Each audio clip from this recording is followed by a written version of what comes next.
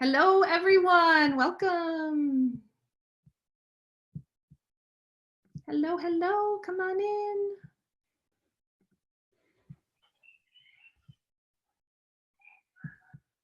Let me close my windows so I don't hear my neighbors. Hang on.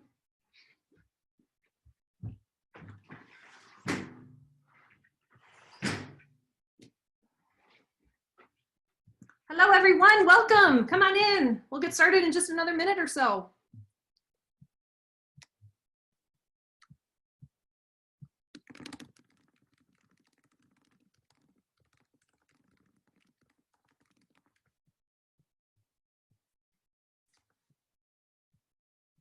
Awesome. Okay, everyone, welcome. We'll give it just another couple seconds before we get started. Some folks are still coming in.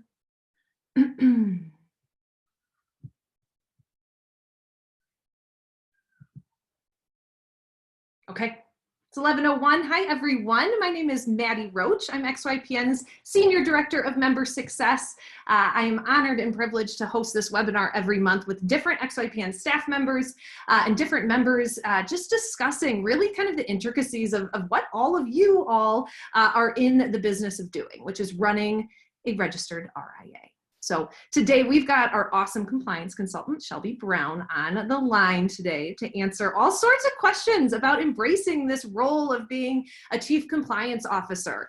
It is one of those hats of the many that you will wear over the years of running your own firm. And unfortunately, it's one of those hats that has to stay on your head all the time. You can't just take it off and give it to someone else to wear. You actually have to be your chief compliance officer. So we do want to empower you at XYPN to really enjoy that role. It's something that we've worked long and hard on creating, and our XYPN benefits package is really a comprehensive support system for you to enjoy being a chief compliance officer. And Shelby is on that team. She's worked hard and diligently with our advisors around the country to make sure that they are registered and effective and that they feel good about that role. But before we begin and let Shelby introduce herself, I do want to let you all know that, of course, we'll be back here next month. And we're going to be talking about a topic that a lot of you will also be interested in. Compliance, of course, is always that topic that everyone wants to hear about. But we're going to be talking about how to incorporate investment management into your fee-for-service financial planning practice. It's a common addition to the financial planning service model is to offer investment management. So if you're interested in attending that with our managing director of XY Investment Solutions, Lisa Asher, I encourage you to do that. That's going to be a great conversation back here, same time next month. So we're also going to make sure that we always answer any questions that come in live today. So that's one of the benefits of you all jumping on today, is that you get to ask some questions, and I will prioritize a few of them for Shelby to answer. Several of you submitted questions beforehand, so we will get to those as well. But Shelby's got a great presentation. But before you start that presentation, Shelby, introduce yourself to our listeners and callers today. Yeah, hi everybody. Thanks for joining. Happy to be here and happy to talk about really what compliance is and why it's important and how XYPN can help. I know sometimes it can be not the most fun subject, but we'll try and make it a little less scary today than you may think it is. I've been with XY for a little over a year now, almost a year and a half now, but been doing compliance for about 5 or 6 years, always for investment advisors, and have gained so much more breadth of knowledge being with XY, doing things in different states. So love being on a team. I was always by myself in my career before this. So it's great having a whole team of resources to pick brains off of, and I'm super appreciative to be on the team and share what we can offer with you guys today. I'm coming to you from Reno, Tahoe area, Nevada. So West Coast, but miss Bozeman a lot. Miss you, Maddie. Hopefully we'll all get together soon. One day we'll be reunited. I know. All right, well, we'll just hop right into it. I will be back, Shelby and callers, when Shelby's ready for Q&A. But for now, Shelby, you are the VIP. Sounds good, guys. All right, I'm gonna hop off video and share my screen.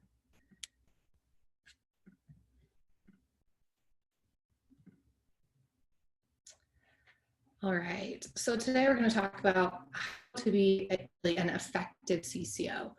you want to be kick-ass at your job. This is probably a part of starting your firm that is the least fun. So we want to make sure that you know the benefits to being an XYPN member when it comes to compliance. For most of our members, even when you're starting your own firm, if you're in an established firm but you're working on your own for the first time, compliance can be scary.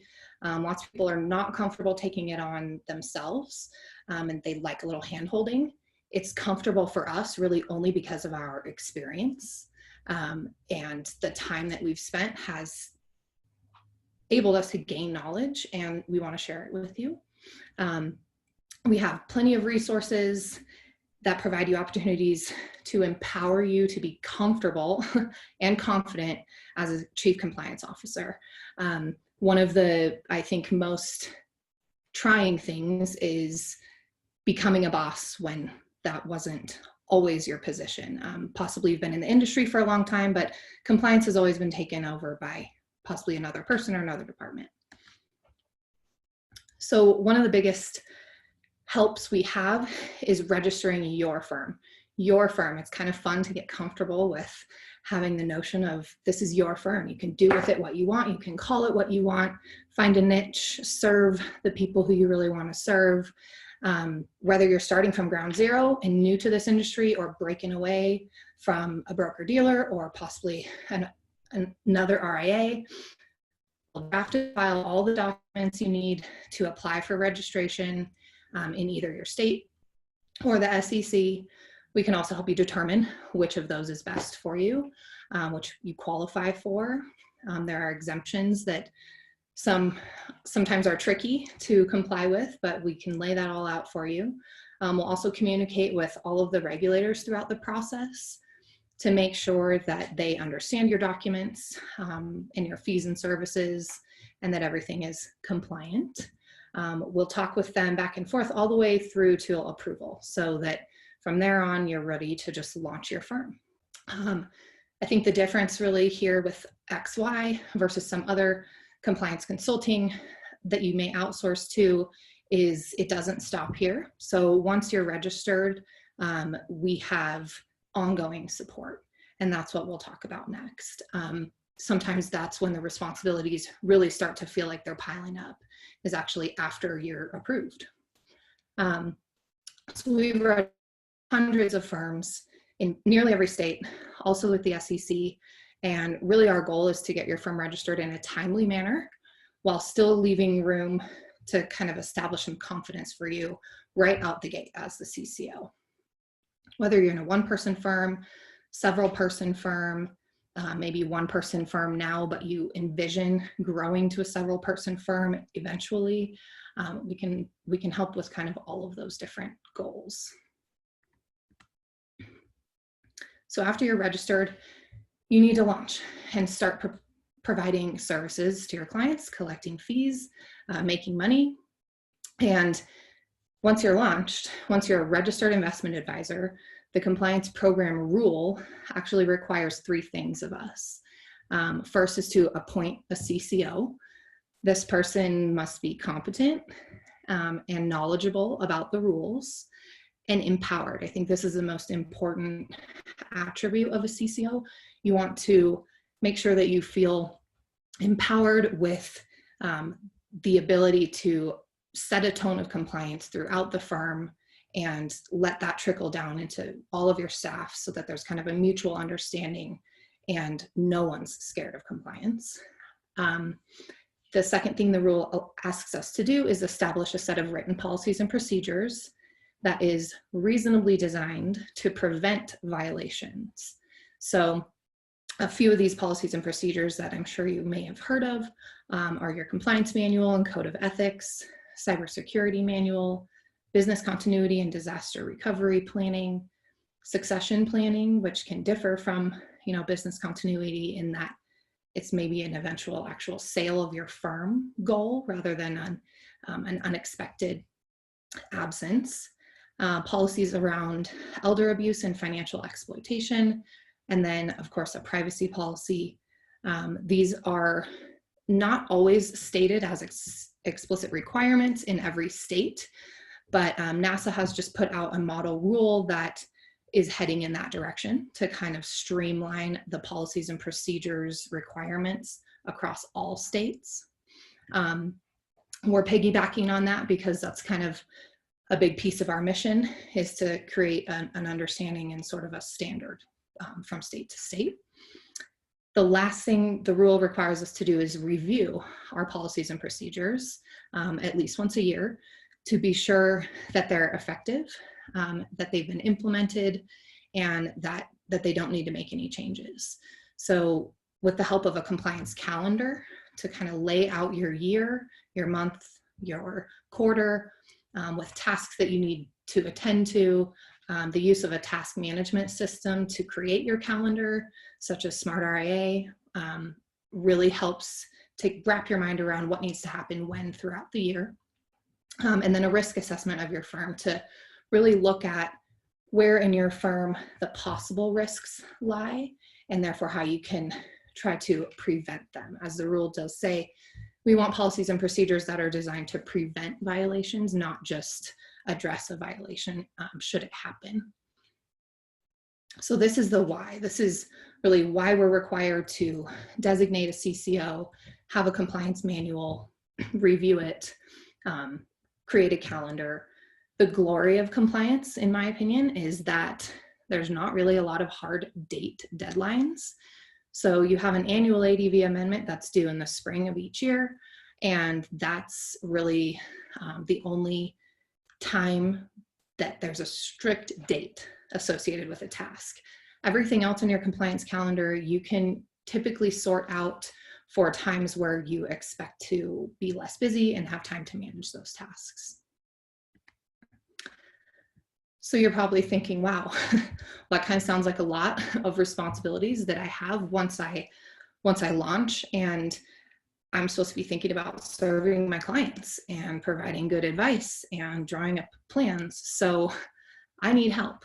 And really that's where we come in. We want to make sure that everyone's comfortable with compliance, whether your goal is to DIY and use our resources, or if you want to engage us for some one-on-one time and really hold your hand, make you accountable for your compliance duties and tasks, we can do that too. So included in membership are a bunch of great things that are all compliance tasks.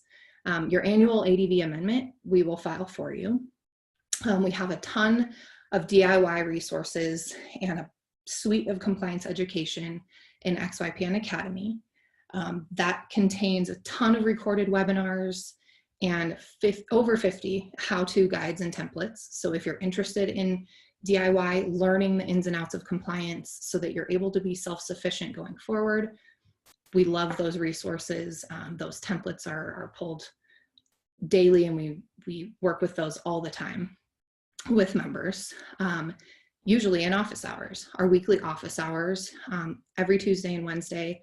For existing firms, we have one for initial firms in the initial registration process, so that you can just come and ask questions in a group setting. Some people attend every day, every week, and never ask questions, and they just digest what others have to ask and the answers that they receive. So I think one of the things I hear the most in compliance is, I don't know what I don't know. So sometimes attending sessions where others are asking questions is a great way to find out what questions you may have yourself. You may be surprised how many common questions you'll have with your fellow members.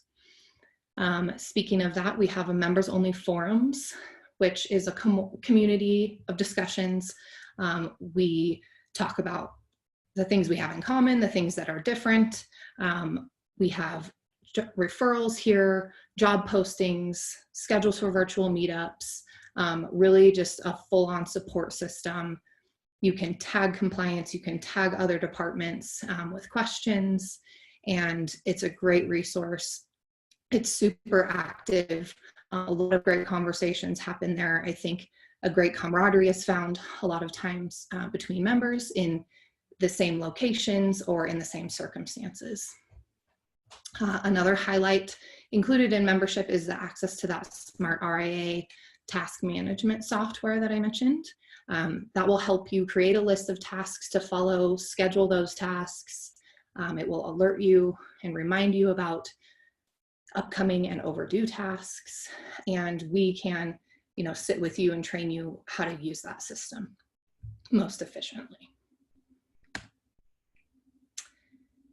The next kind of level up of service that we offer, which is a little bit beyond DIY, are premium compliance services. So for just a few $100 extra, you can hire a pro to do any of these things. And I think some of these are used over and over again by members who either don't have time to take on the task or just want it done right the first time and don't have time to deal with that, so they hand it off to us.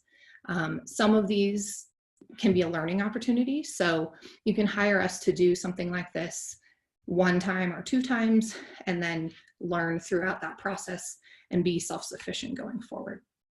So you can hire us to register your firm in other states, register additional investment advisor representatives with your firm, file Form U4 amendments, which are amendments to the personal disclosures or individual disclosures of your IARs.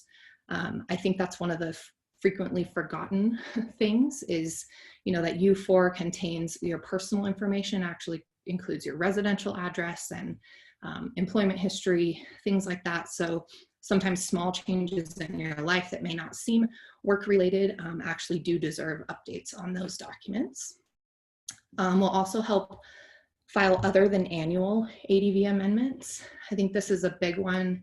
A lot of times we get questions about, I want to make this change or that change, or this is added an office, or I'm temporarily in Ohio with my grandma for the summer, something like that.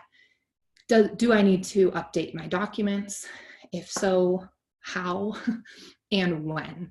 I think the timing of making changes can sometimes be a pain point for people. It just kind of doesn't seem important to you, so it can fall by the wayside in priority. We'll help you straighten out what's required to change now or what you can just wait to add later. I think our most popular premium compliance service is our one-on-one consultations with a compliance expert.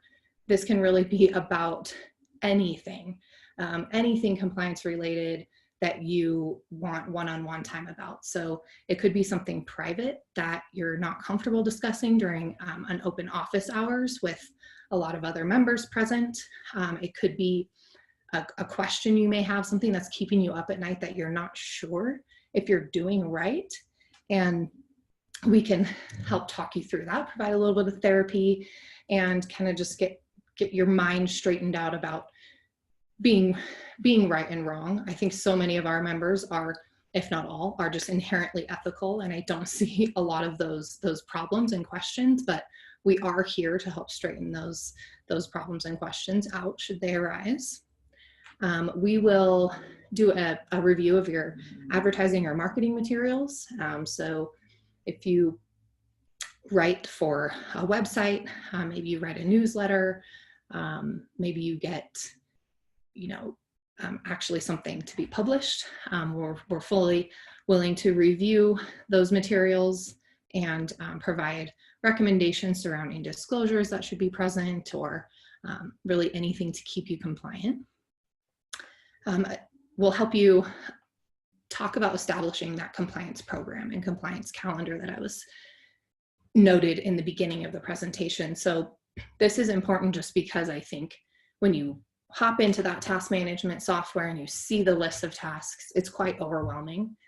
And especially on day one, when really your priority in your brain is probably to sort things out in regards to clients and serving clients and trying to make money, rather than your just internal compliance stuff. Sometimes client compliance feels so internal, we don't make time for it. So we'll help you run through that task management software, tailor it to your firm, run through those policies and procedures, template documents, and tailor those to your firm. That I think really helps you understand what you're promising. And again, the beauty of these documents and policies is you have quite a bit of freedom as far as compliance goes, as far as the services you can provide, the fees you can charge, how, the style of your documents, how you want to talk about yourself. You really just have to do what you say and say what you do. So if your policies don't match what you're doing, a lot of times it's more efficient to edit the policies rather than to edit what you're doing. But sometimes when you're not a compliance professional, you're unsure if that's okay or allowed. So we can help you wrap your mind around that as well. We can help you prepare for an audit. Sometimes when you get that letter, it can be also very overwhelming. Certain states can come in and audit around the first year, and that can be a little overwhelming since things you may feel are still kind of just getting started. The other end of the spectrum is possible you've been in business for a long time and never been audited. So it's just a foreign territory. We have a former regulator on our team, so we have a good brain to pick about, how things would vibe with regulators and stuff like that. Fully willing to help you feel ready and prepared for the audit. We can't be close by during the audit, but we can definitely prep you and help you wind down and follow up. That's the resolving last bullet. So we'll help you resolve those deficiency letters that you may receive out of an audit. Maybe you feel prepared to go into the audit on your own, but after you receive their findings, maybe you need some assistance meeting those and making those changes.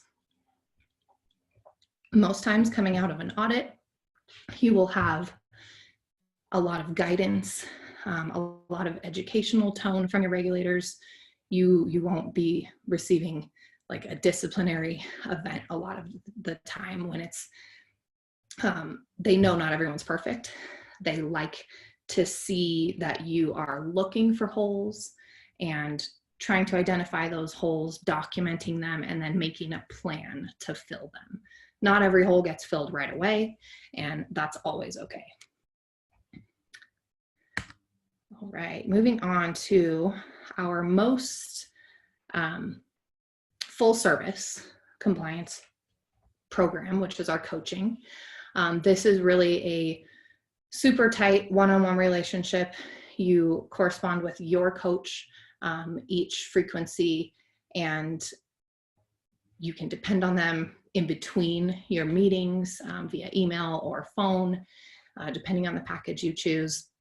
This really helps your firm improve efficiency. It'll increase your accountability. So each meeting you will have tasks that flow over to the next meeting. So it will give you to-do lists. We'll set up, again, your compliance management system. You'll, again, here be able to learn a lot about what you need to do and how to facilitate all of that so that you can be competent and eventually maybe move on to be self-sufficient if that's your goal.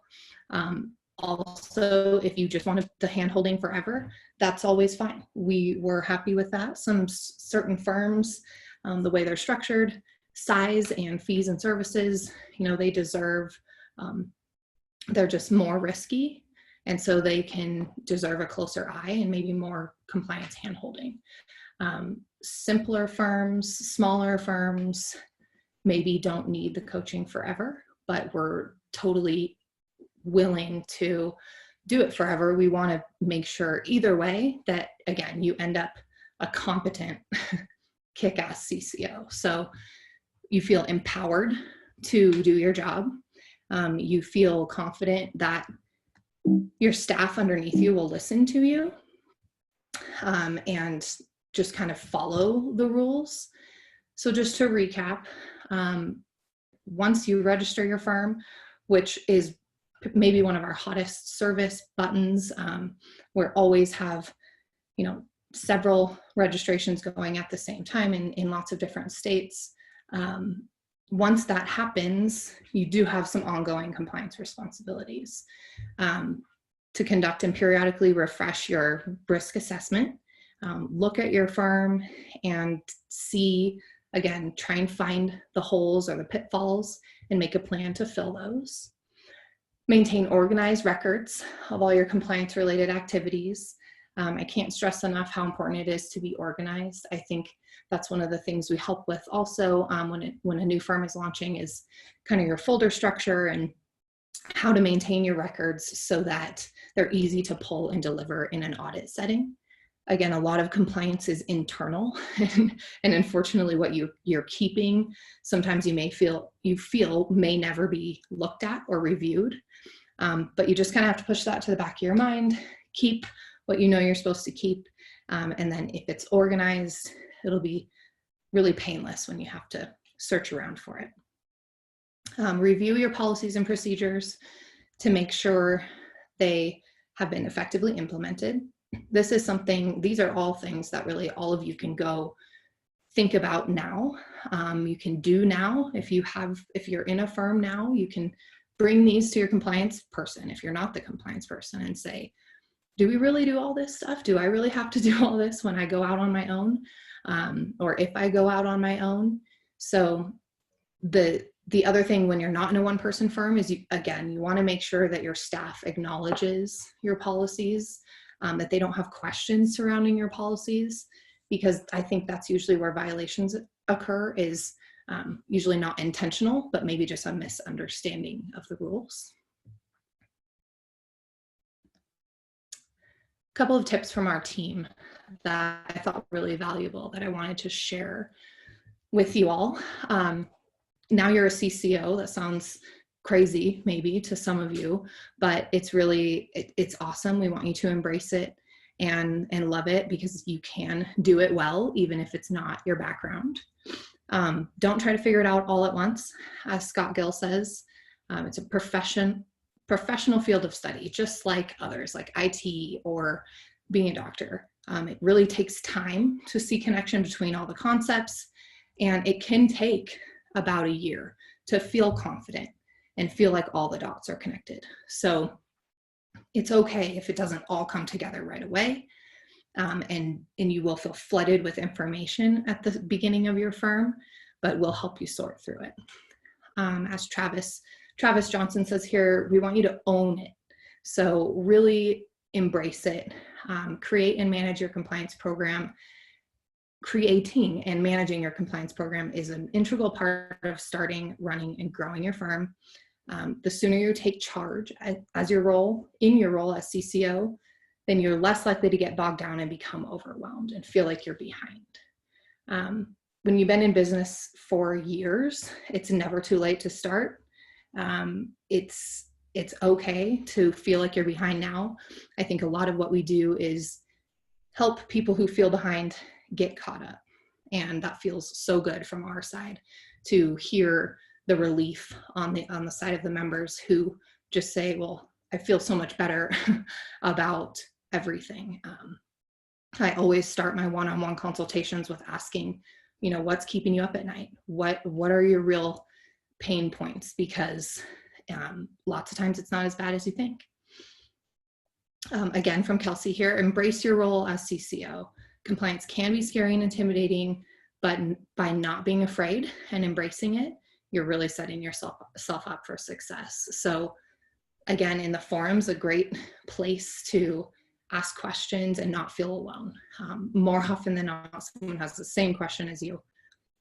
And there's, again, no such thing as a stupid question. We've all heard that before. My biggest tip is to create a risk matrix, perform a risk assessment, and follow a calendar. The most important task is to find out what you don't know and then make a plan of attack that makes sense for you. Again, a big piece of compliance is just making it work for you. There's going to be times where you have a lull in client activity, and sometimes you can go do a few compliance tasks. Sometimes when you look at the whole compliance calendar throughout the year, it's a little less intimidating because there's just a few things in each month that you need to attend to. And some of those things can be done, you know, all at once or in bulk, but it's much more efficient to just spread them out. You will feel, as Travis says here, just less bogged down and more confident that you can accomplish what you need to accomplish. And again, it's okay to not know. That's why we're here, to help you realize what the requirements are. They vary from state to state. And I think that's one of our biggest challenges, is trying to create some sort of, you know, real-time state-specific guidance for our members, resources that they can use that are, you know, specific to their state, especially those states that have a little bit of tougher, more stringent rules. But we don't really see, you know, that this challenge as a weakness. I think it's really an area of opportunity for us. Again, a big mission of ours is to create a communication and consistency between the states. And if we have to be the facilitator for that, we're absolutely willing to do so on all of our members' behalfs. All right, Maddie. That is all right. Nice work, Shelby. I hope that was helpful for all of our viewers. Shelby has so much good information, both about our offering and certainly about compliance. So let's go ahead and answer some of these questions that came through. Yes. A couple good ones, and feel free, folks, keep dropping those questions in. This is your time to get some good conversations. Any individual questions about engaging our support we'll handle privately in a one-off capacity. So if you've got general compliance questions, please drop it in. We do have a question about folks being curious about how most new and small firms handle cybersecurity. Is much of the required technology embedded in existing custodian services, CRM software, planning software, et cetera? Or are there other solutions a small RIA should look into? Great question. Hot topic for sure. Cybersecurity is up there as far as what regulators are looking at and what clients, I think, pay attention to, especially now when we maybe are all working a little more cyber than we maybe had planned. For new firms starting out, I think it kind of takes a tone of just making sure you feel safe. Yes, a lot of the required security is built into those vendors that you'll be using, and that's awesome. You know, a lot of those vendors we have vetted and we are secure with. Some of them we use ourselves, and we're happy to give those recommendations to you. I think the other part of cybersecurity is to just have a plan. Make sure you know how you would respond to a breach or an attack. If something got out there that wasn't supposed to get out there, a response plan, I think, is the most important policy or document to draw up. That we have templates for, but sometimes it's valuable to consult with an IT professional, to be honest. Just like we're doing with compliance right now, we know what the rules are, but we aren't IT professionals. So a lot of times, even just the verbiage, the lingo, it gets lost in translation, and we can tell you what the rules are, but having how to follow them, sometimes an IT expert is best at telling us that. I think really where we get there most specifically is testing your security. So you can only test yourself so much, or, you know, ask Maddie to come over and see if she can get into your computer without you there. And if it's a no, then maybe you feel safe. But outside firms can do penetration testing to make sure you're safe.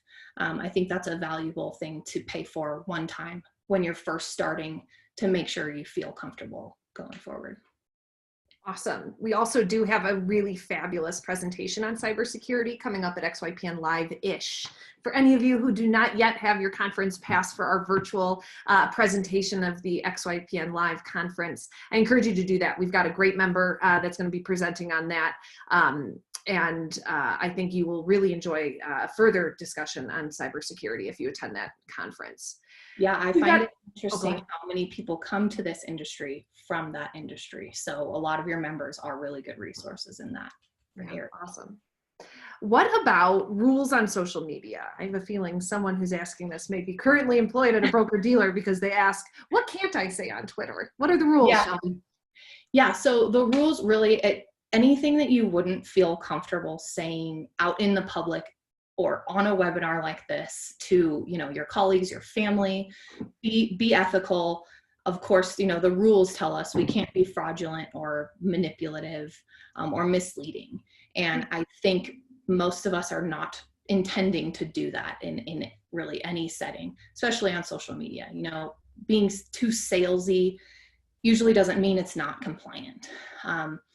The main tip I can give about staying compliant really in all your advertisements, but I think social media in particular, because it's so kind of off the cuff, is just don't be too promissory. Don't make promises. It's could instead of can, and it's we aim to instead of we will. So it's just things like that. Don't make any promises you can't keep. And lastly, archive. If you archive your social media, then anything that could possibly look like hot or warm water later will be documented and evidenced, and you should be able to talk your way out of it. And what if they're in the registration process? Yeah, if you're in the registration process, we typically suggest to not hold yourself out on your social media or your website, really in the public at all, under the name of your new firm until you're registered, until you're approved.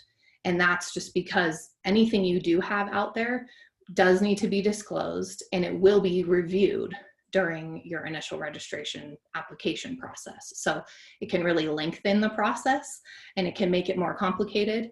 So we just suggest going live with all that stuff after you're registered. Great advice. I do recall TD Ameritrade turning down an advisor because they were promising certain percentage of returns on their website. So careful. Yeah. Performance is extra tricky. So that's a fun one.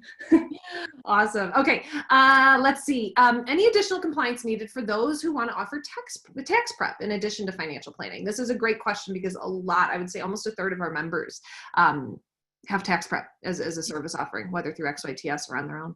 Definitely. This happens a lot. I hear this question weekly, at least, maybe daily. So you have a couple of options. You can either have a separate entity that does tax only, and that would be really if you envision having tax only clients. So clients that will only use you for tax prep, not tax planning, but tax prep. If you have clients that will use you for tax prep in addition to other services, then sometimes it's easier, cleaner, more efficient to just provide the tax prep services under the same RIA. That's permitted. You'll just have to keep in mind that you shouldn't really have tax only clients of an RIA. It's not considered an advisory service.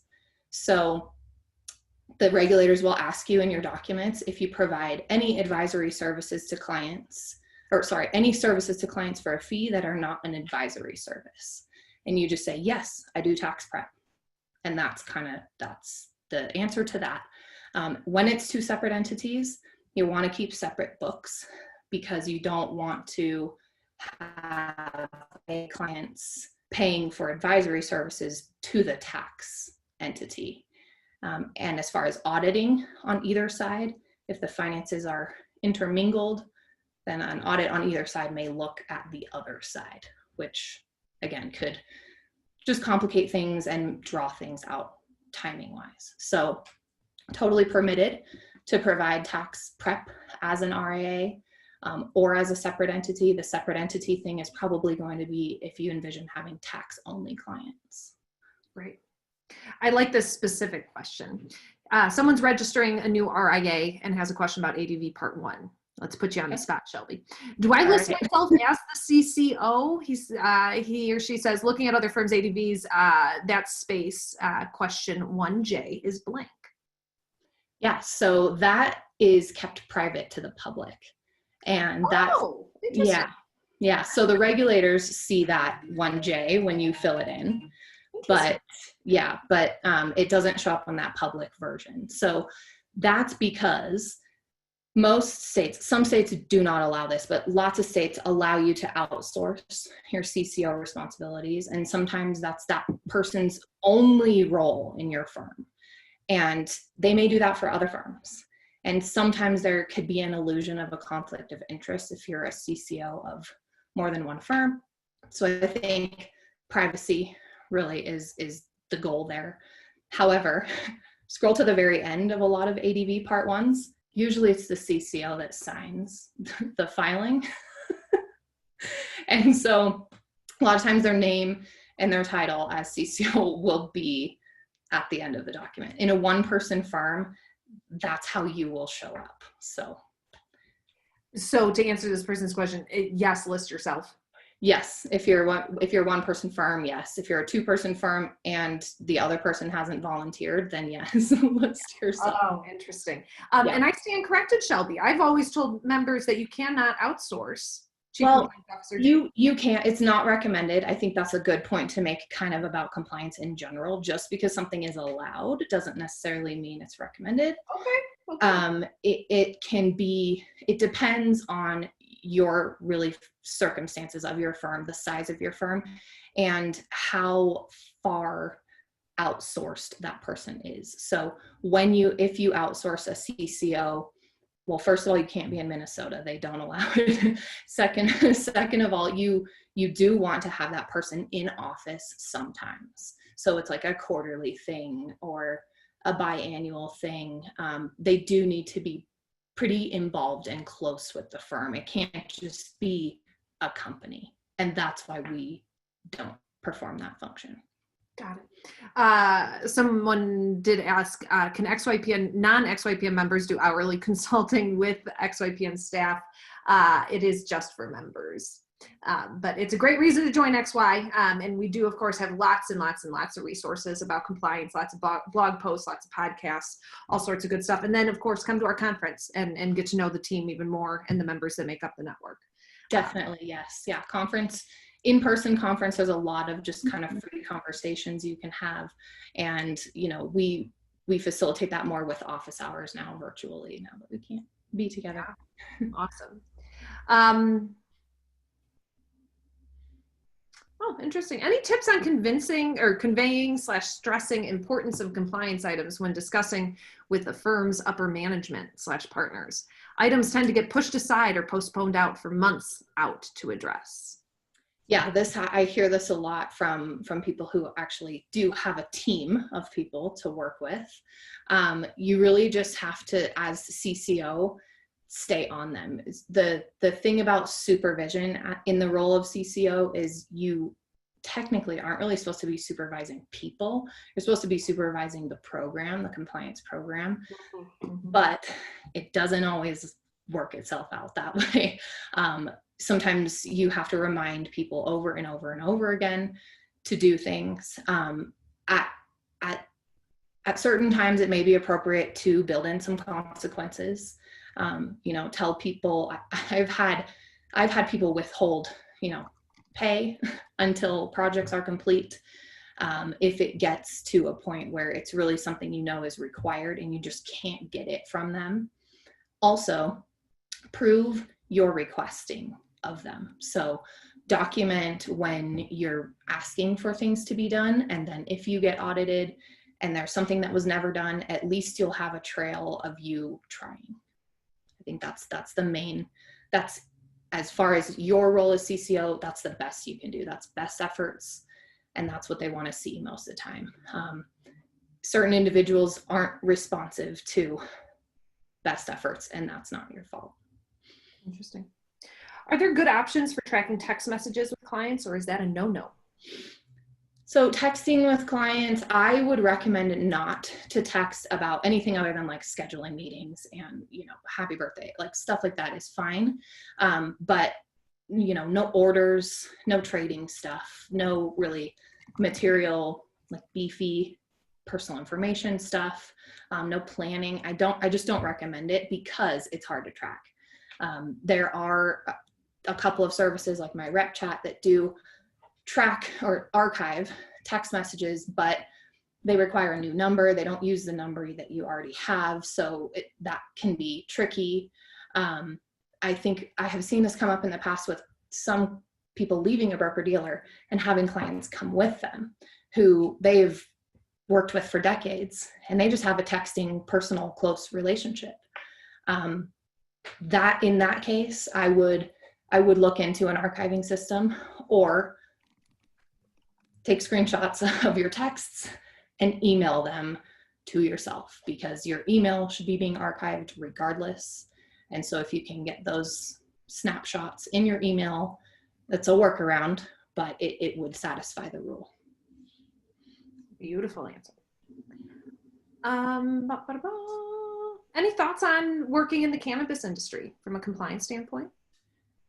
I don't think there's any negative things as far as rules and regulations that anyone could throw at you. Having a niche is fine. And I don't see, really that what the niche is shouldn't matter really to the regulators, whether it's women or, cannabis industry owners or something like that. Like that shouldn't matter. If you want to talk about investing your clients' assets in those types of vehicles, like in that industry, then that's also okay and allowed, but it's just, you're going to want to disclose that's specifically what you're geared around. Really, that's all I can say is if you're going to pinpoint it that much, then just say that's your thing. Awesome. Okay, back to kind of the tax question. What about sharing clients between the tax and the wealth side? Is this a compliance issue? No, that's okay. Again, just needs to be disclosed. So on the RIA side of things, you will say, I am also an owner of a tax entity. Some of my advisory clients may also use that tax entity, but when they do, either one of two things: either they pay me and I pay that firm, or they pay and engage with that firm separately. Both are okay. You just have to be detailed about exactly how you've structured it. You got it. Someone's considering using a virtual office like Regis for business address and mailing address, no physical office space. Pros and cons for this in terms of a registration and compliance standpoint to use this versus just a home office address. I don't know. See, that's the most common one. The thing with a virtual office is it can be an additional office, but it cannot be your primary business location. So the primary business location probably does need to be your home if that's where you are working. They want to know where you are most of the time in providing advisory services. So really that is truthful and accurate that it's your home. It stinks because you don't want to have to advertise your home, and that's probably the purpose of the virtual office. But similar to the CCO thing on the ADV Part 1, when you select the box that says your address is a private residence, it's hidden from the public view. And then on ADV Part 2, which also is required to keep your principal place of business address on that cover page. A lot of states want the full address there, but honestly, if it was me and I had, privacy concerns or wishes, I would just put my city, state, and zip code and wait for them to ask for more. And then put your virtual office address underneath. So additional address, but it can't be your primary address. Great. God, I learned a lot on these. When adding IARs to an RIA, how do you provide evidence of supervising IAR emails? Good question. So that's going to be a post facto review, and it'll be digging through your archive. So you'll download your archive and or use the searching for keywords function, find out if there are any flagged messages, research those flags. Sometimes they're nothing, and then just document your findings. I think the hardest thing with this is a lot of times people find nothing and they think they're not looking hard enough, or they're not looking at a big enough of a sample. It's going to be really rare that you find someone saying something they shouldn't be saying. So if you feel like you've gotten a good percentage of a sample of your whole email communications, at least for this, the other person, then doing a random review of that as far as those keywords is fine. It's okay to not find anything. Awesome. Is it possible for two RIAs to share a client and fees? Well, that's an interesting question. I've never really had it presented exactly like that. Yeah. I would say it's okay for a client to engage two separate advisors and pay them separately. I don't think there's anything wrong with that. I would suggest possibly an information sharing form signed on both sides by the same client, if it's efficient to the process to have both of the advisors in communication about the client's plan or process or investments, whatever the really engagement is.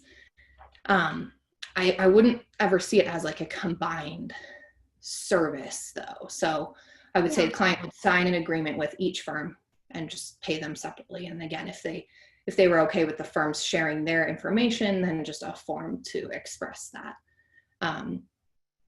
I see a lot of times, I think more often, clients will engage someone for financial planning and someone separate for investment management.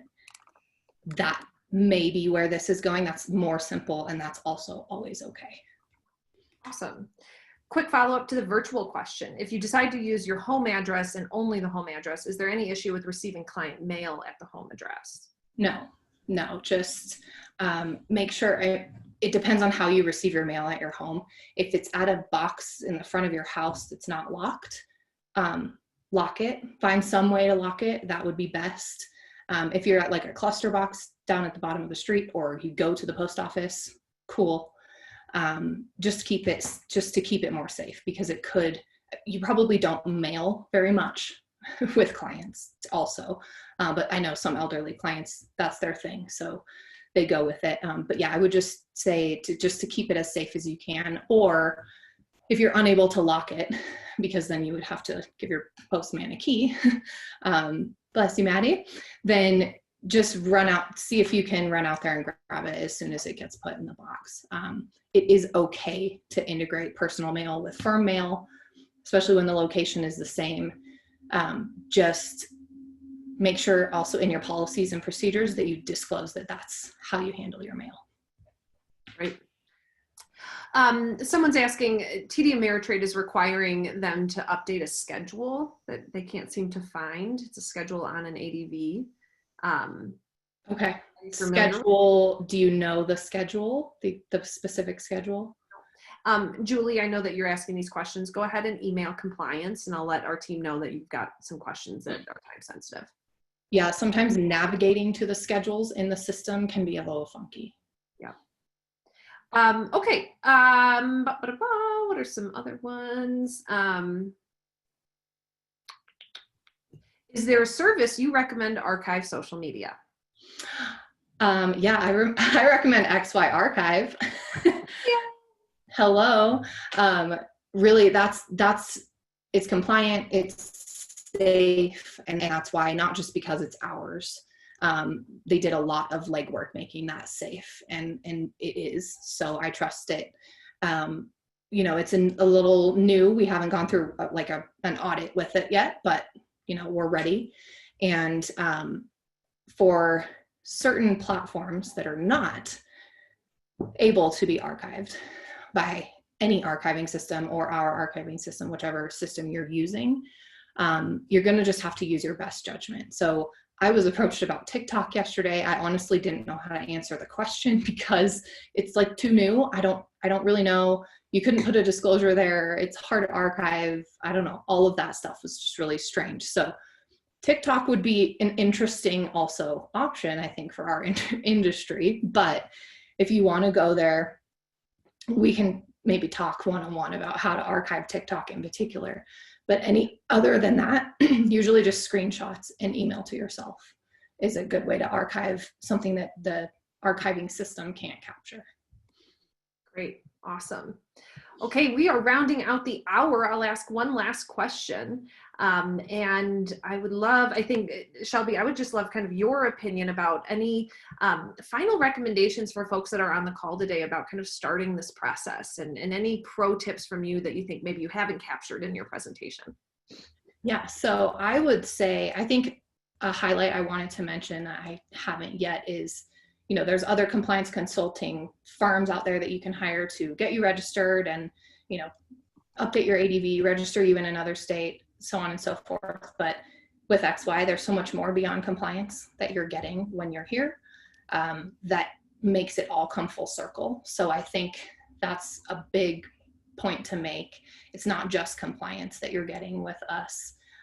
Although compliance is a big piece of it, maybe what you'll use the most because it might be the most uncomfortable for you. So I think that's a big thing. And then just go for it, I think if you're teetering on the edge of wondering if you should do this or not, going out on your own, being your own boss, just go for it. I mean, it's hard for me to think of cons that could come of you doing that. I have heard so much relief of people who finally get to be their own boss and work from home and just do planning. It's nice to know that we've helped people relax about going out on your own, because it can be intimidating, but I say go for it. It's not impossible. It is definitely not impossible. And in fact, I've heard through the grapevines that it could be really fulfilling and fun, honestly. So we've got 1,200 advisors here at XYPN who are doing this right now. We're so honored to be able to work with those members. We're so pumped to be able to bring you valuable conversations like the one Shelby just had with you. I do want to wrap up today's presentation by reminding you that we do have a survey. We'd really love for you to fill it out. Give us some feedback about the topics of this call. We've always hosted this call, and we want to make sure that we're bringing you the content that you want. We recognize that this is the format that works best to kind of show what membership is like behind the curtain, and get some access to our awesome dream team. Shelby, you did such a wonderful job. Thank you so much for your work with XYPN, work for all of our members, and of course for your presentation today. Yeah, no problem. Happy to do it.